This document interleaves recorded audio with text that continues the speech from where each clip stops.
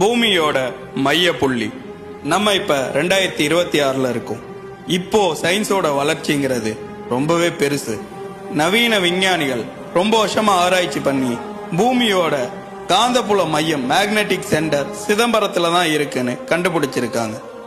ஆனா இத 2000 வருஷத்துக்கு முன்னாடியே நம்மளோட முன்னோர்கள் கண்டுபிடிச்சு அங்க ஒரு கோயிலையும் கட்டியிருக்காங்க, சிதம்பரம் நடராஜர் டெம்பிள். இந்த கோயில்ல இருக்கக்கூடிய நிறைய விஷயங்கள் அறிவியலையும் தாண்டின விஷயங்கள். இந்த கோயில்ல இருக்கக்கூடிய பொற்கூரையில மொத்தம் 21,600 தங்க ஓடுகள் இருக்குமா.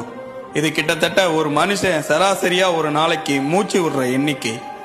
அதே மாதிரி இங்க 72,000 ஆணிகள் இருக்குமா. இது ஒரு மனுஷ உடம்புல இருக்கக்கூடிய நாடிகளோட எண்ணிக்கை. இந்த கோயில் கோபுரத்துல 9 கலசங்கள் இருக்கு. இது மனுஷனோட 9 துவாரங்களை குறிக்குதான். சுருக்கமா சொன்னா இந்த கோயிலே கிட்டத்தட்ட ஒரு மனுஷன் உடம்பு தான். இங்க இருக்கக்கூடிய சிதம்பரம் நடராஜரோட அந்த தாண்டவ நிலை அணுக்கள் எப்படி இயங்குது அப்படிங்கறத குறிக்குது. அதனாலதான் சுவிட்சர்லாந்துல இருக்கக்கூடிய அணு ஆராய்ச்சி மையத்தோட வாசல்ல சிதம்பரம் நடராஜரோட சிலை வைக்கப்பட்டிருக்கு. அதே மாதிரி சிதம்பர ரகசியம், இந்த ஒரு வார்த்தையை எல்லாருமே கேள்விப்பட்டிருப்பீங்க. அப்படி சிதம்பர ரகசியம்னா என்ன? இந்த கோயில்ல ஒரு காலி இடத்துல ஒரு திரை மூடப்பட்டிருக்குமா. தீபாராதனம் காட்டும் போது அந்த திரை நீக்கப்படுமா. உள்ள பார்த்தா ஒண்ணுமே இருக்காதான். அந்த திரையே ஒரு மாயை அப்படின்னு சொல்றாங்க. உள்ள தங்க வில்வ இலைகள் இருக்குமா. இந்த ஒரு நிலை எதை குறிக்குதுன்னா, இறைவன் எங்கும் நிறைந்தவன், அவனுக்கு உருவம் கிடையாது. இந்த ஒரு விஷயம்தான் சிதம்பர ரகசியம். இதை எல்லாத்தையும் விட இங்க இருக்கக்கூடிய மிகப்பெரிய அதிசயம் என்னன்னா, இந்த ஒரு விஷயத்த நீங்க செக் பண்ணி பாத்தீங்கன்னா நீங்களே உறைஞ்சு போயிருவீங்க. ஏன்னா தென்னிந்தியாவில் இருக்கக்கூடிய முக்கிய 3 பஞ்சபூத ஸ்தலங்கள் ஒரே நேர்கோட்டு தீர்க்கரேகையில அமைஞ்சிருக்கும். சிதம்பரம் நடராஜர் கோயில், காளஹஸ்தி கோயில், காஞ்சிபுரம் ஏகாம்பரேஸ்வரர் கோயில். இந்த 3 கோயில்களும் பஞ்சபூதங்களோட 3 முக்கிய கூறுகளை குறிக்குது.